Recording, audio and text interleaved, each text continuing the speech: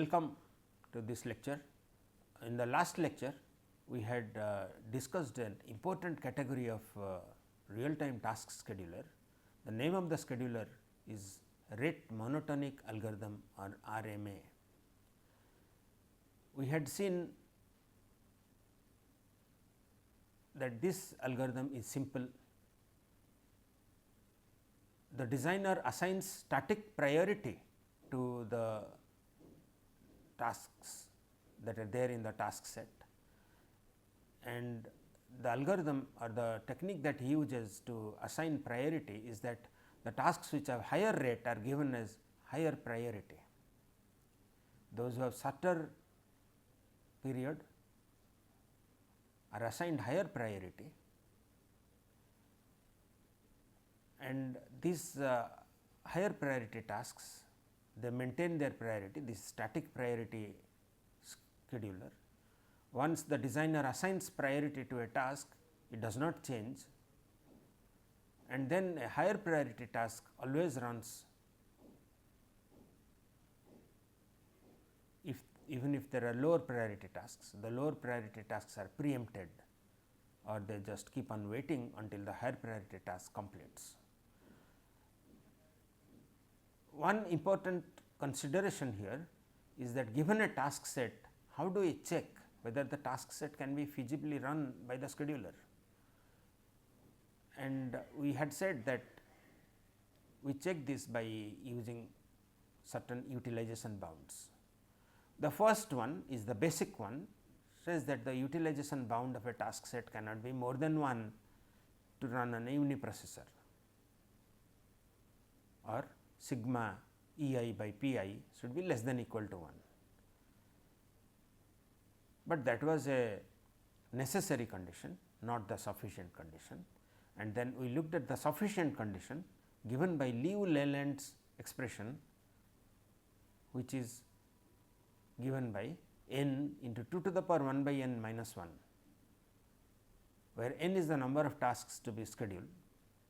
That gives the utilization bound. So, as long as the utilization bound for a task set having n tasks is less than or equal to n into 2 to the power 1 by n minus 1, the task set can be feasibly run by the rate monotonic algorithm. Now, let us look at some examples. Let us assume that we have 2 tasks and we have given only the execution time E I and P I, and we assume that P I is equal to D I, the deadline is the same as the period. Now, there are 2 tasks, execution time 2, period 4, task 2, execution time 1, period 8. Can this run on a uniprocessor under the rate monotonic algorithm? To check that, we need to use the Liu Leland criterion, and the Liu Leland criterion, we first need to compute the utilization due to the 2 tasks. The first task needs 2 units of execution time every 4 units. So, the utilization is 2 by 4. The second task needs 1 unit of execution time every 8 units. So, the utilization is 1 by 8, and if we simplify, we get 0.5 plus 0.125, which is 0.625, and then we compute the Liu Leland bound, because there are 2 tasks, n into 2 to the power 1 by n minus 1 becomes 2 into 2 to the power 1 by 2 minus 1, which is 0.82, and 0.625 is less than 0.82, and therefore, the task set can be run feasibly on a uniprocessor under the rate monotonic algorithm. Now, let us just plot out that how will the task set run. Let us assume that both of these arrive at time 0, that is, they have 0 phasing, all of them they get ready at time 0. but then the task T 1 has higher priority than task T 2, because it has a shorter period, and therefore, T 1 should be first taken up for scheduling. So, the first instance of T 1 runs and it takes 2 units of time to complete. Until that time, the first instance of T 2 keeps on waiting, and at this point the T 2 instance start running.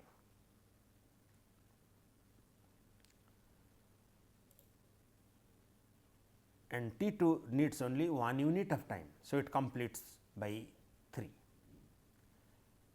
and at 4 the second instance of T 1 arrives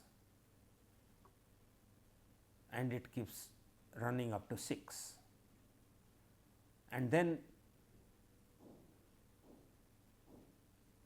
the next instance of T 2 arrives at 8, and so on. So, if we plot the tasks, their arrival and based on their priority which task will run, we can see that both tasks meet their respective deadlines as given by the Liu-Leland expression. Now, let us try another example for practice.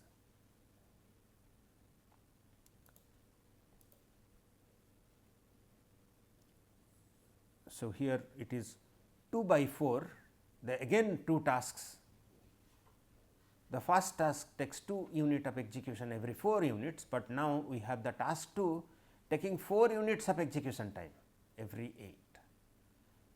So, the utilization due to the first task is 0.5 and even for the second task is 0.5, and therefore, it is 1. But the Liu-Leland bound is 0.82. So, according to the Liu-Leland expression, this task set should not be schedulable. Let us check out whether it is so. So, first T 1 will run because it has the higher priority, run for 2 units, and then as it completes T 2 will start. It takes 4 units, but then after it run for 2 unit, the second instance of T 1 will arrive. It will preempt T 2 and start running from 4 to 6. And as the second instance of T 1 completes at 6, the preempted T 2 will start running, but at 8 it has completed and the new instance of T 1 will arrive. But then just see that both T 1 has met its deadlines and T 2 also has met its deadlines.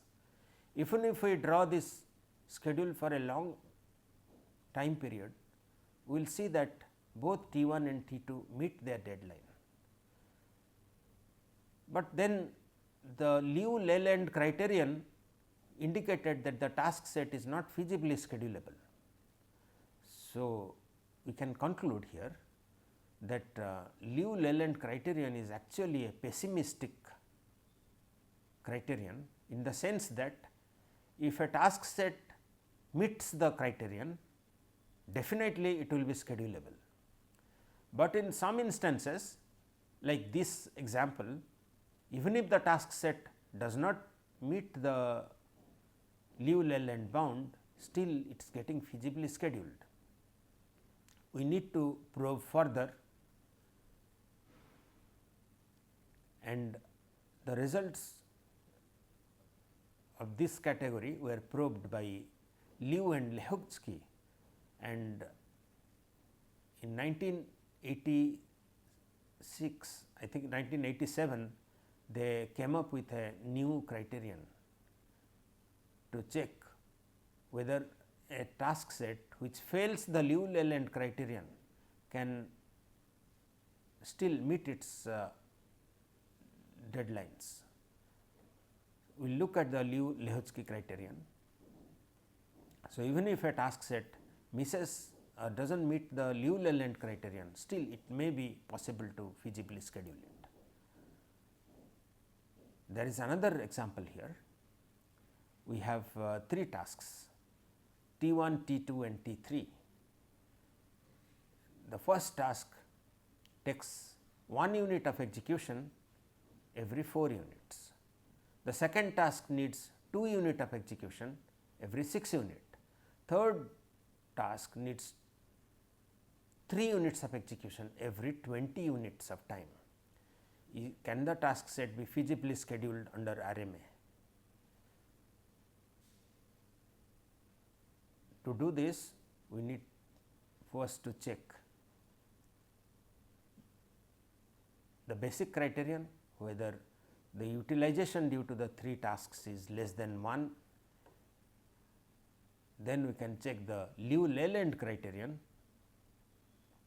For 3 tasks, we need to compute the utilization bound proposed by Liu-Leland, which is 3 into 2 to the power 1 by 3 minus 1, and then check whether the utilization meets or is under that bound. If we compute the utilization due to the 3 tasks, we find that it is 40 by 60, 44 by 60 or 11 by 15, which is of course meets the basic criterion that the utilization is less than 1. But let us look at the Liu-Leland criterion.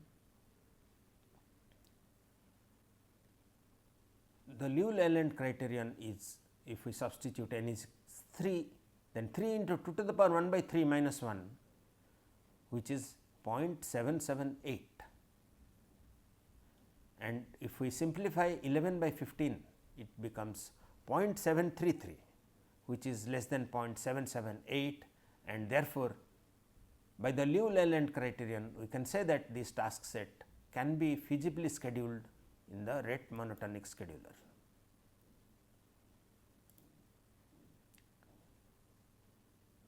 But now is the time to just look back and just think about one thing, is that EDF and RMA, they are actually different types of schedulers. In the EDF, at any time the scheduler examines the tasks that are ready, finds out which has the shorter deadline, the shortest deadline, and then dispatches it for execution. On the other hand, in RMA, we assign static priority to tasks based on their rate of arrival or the task period. But then if you plot the task executions for any arbitrary task set, maybe you can take it as a homework. You just take a arbitrary task set, maybe 2 tasks, 3 tasks or 4 tasks, and check the schedule that is worked out by the EDF and the schedule that will be worked out by the RMA, and you match them. They are actually identical. But is there any example that you can construct where they produce different algorithms, different schedules? If you think smartly, then you can come up with a simple answer. So, we are trying to find out a task set for which the EDF and the RMA will produce different schedules. The simple answer is that for EDF, even if the utilization is 100%, it will produce a feasible schedule. For RMA, unless the schedule is less than the utilization bound, it will not be able to produce a feasible schedule. So, can we take some arbitrary task set which is schedulable in EDF, but not schedulable in RMA, and then the schedule will be different. So, we will consider a task set unschedulable under RMA, but schedulable in EDF, and then of course, we can find the two schedulers produce different schedules. A non-trivial example can be a task set in which the task is preempted before completion. Now, let us look at one more example. We have two tasks T1 and T2, execution time is 3 and period 8, and another task 6 and 12. In rate monotonic algorithm, the schedule that will be produced is that initially T1 will run because it has the higher priority than T2. As it completes at 3, T2 will start running, it will run till 8, and then T1 will start running because T1 next instance will arrive. On the other hand, in EDF, T1 will run up to 3, T2 will run up to 9, and then T1 will run, because at this point when T1 is running and at 8, the task T1 arrived at 8, but by that time the deadline for T1 is T2 is near already. So, its deadline is 12, whereas the deadline for T1 is 16, because it arrived at 8, and therefore, T2 will run here till 9, and then only T1 can run.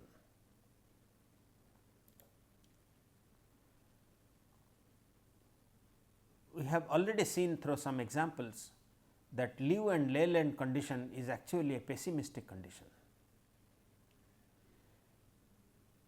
As the number of tasks increases, it settles at 69%, and it is if it is a sufficient condition that if a task set meets this, definitely it will be schedulable. But then even if it fails the lieu Leyland condition, then still there is a chance that it may be schedulable. So, we will look at another result called as the completion time theorem given by Liu and Lehoczky, where we can check if the task set will actually meet its deadline, even if it is not schedulable in the lieu Leyland condition. So, a few more examples, please work them out on your own. So, here 3 tasks, different execution times and deadlines, and we need to check the lieu Leyland result. We find that the utilization is 0.753 and the bound is 0.779, and therefore, the tasks are schedulable. Please work out on your own and check if you also find the same answer. Just to summarize what we have discussed in this lecture so far is that we have first looked at the basic algorithm, rate monotonic algorithm,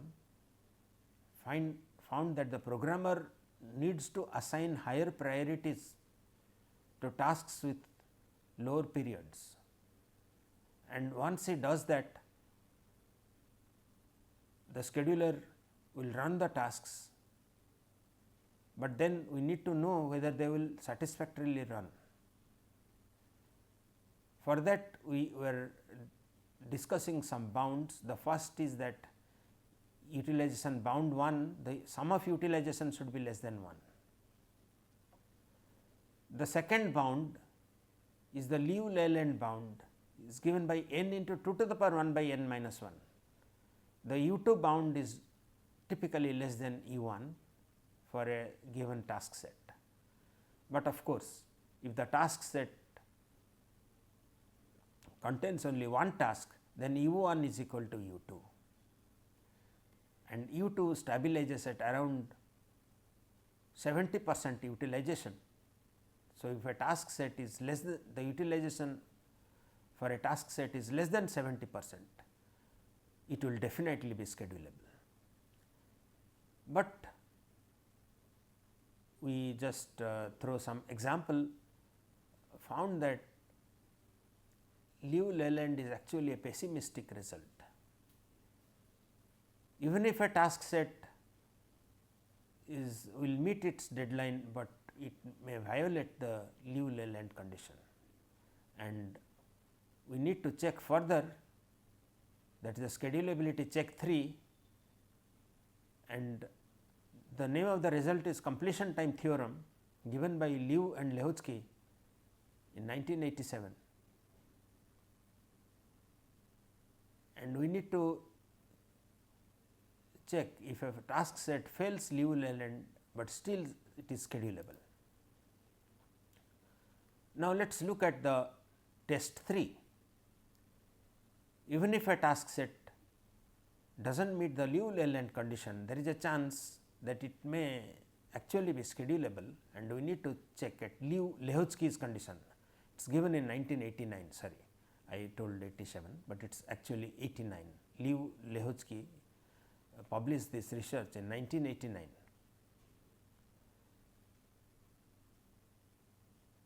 The main result that they gave is that we look at every task in the task set, and then we assume 0 phasing among the tasks. That is, all tasks start at time 0, that is 0 phasing. Even if they have different phasings, we just remove the phasings and consider there to be 0 phasing. And then under 0 phasing, we check whether all tasks will meet their fast deadline. If they meet their fast deadline, then the task set is schedulable. So, the result as it is stated is that we consider for a given task set, all tasks become ready at time 0, and we just need to check whether they meet their fast deadlines. If each of the tasks meets its fast deadline, then we can safely say that the task set is schedulable. But then why 0 phasing, and why check only up to fast deadline?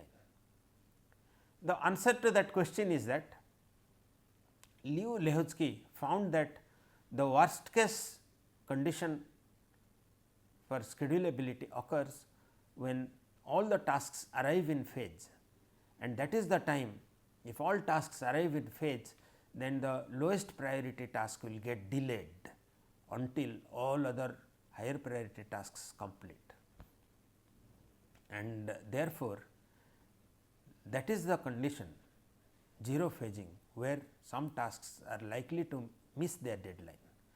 But even under 0 phasing, if the task set is able to meet the respective deadlines, even the lowest priority tasks are able to meet their deadlines, then the task set will be schedulable.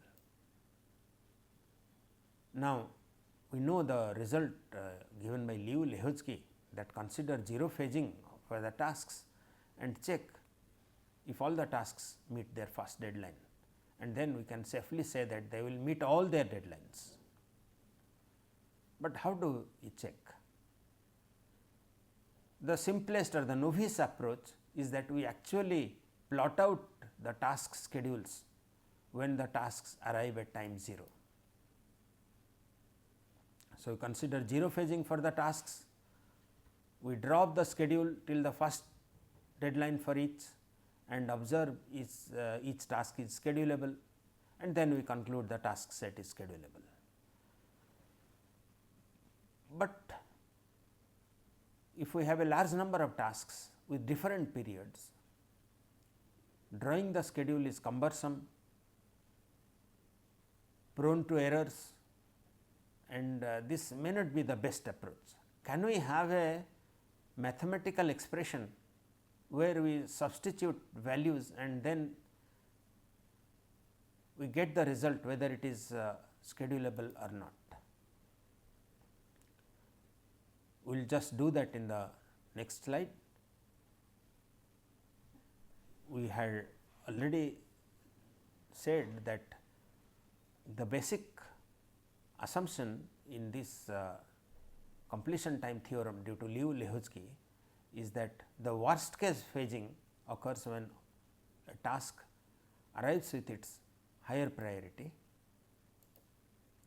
We can check that out here. The T1 and T2 are two tasks and T1's period is 30, T2 period is 120, and let us assume that they arrive at 0 phasing. Then for T2 to complete execution, we can draw the schedule here and see that T2 needs 90 units of time to complete, because whenever T1 becomes ready during 0, during 30, during 60, it will run for 10 units of time. The rest of the time T2 can run, and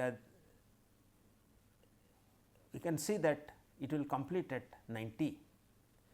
But now let us assume that there is a phasing. T1 arrives only after 20 and T2 arrives at 0. So, again we plot, since T1's phasing is 20, T1 arrives at 20, displaces T2. T2 runs from 0 to 20, gets displaced, and so on. We find that T2 completes by 80. So, this indicates, this example is indicative of the fact that the worst case completion time for a task occurs when it arrives in phase with its higher priority task. So, that possibly prompted Liu and Lehoczky to give their theorem that we need to check for every task whether it meets its first deadline when all the tasks arrive in phase. But how do we mathematically test Liu and Lehoczky criterion? The mathematical expression is given as E I plus sigma j equal to 1 to I minus 1, ceiling of P I by P j into E j is less than P I.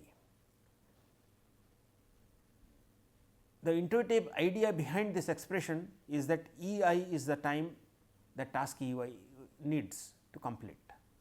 But then whenever its higher priority tasks are ready, they have to run, the task T I has to wait, and the higher priority tasks are the task 1 to I minus 1.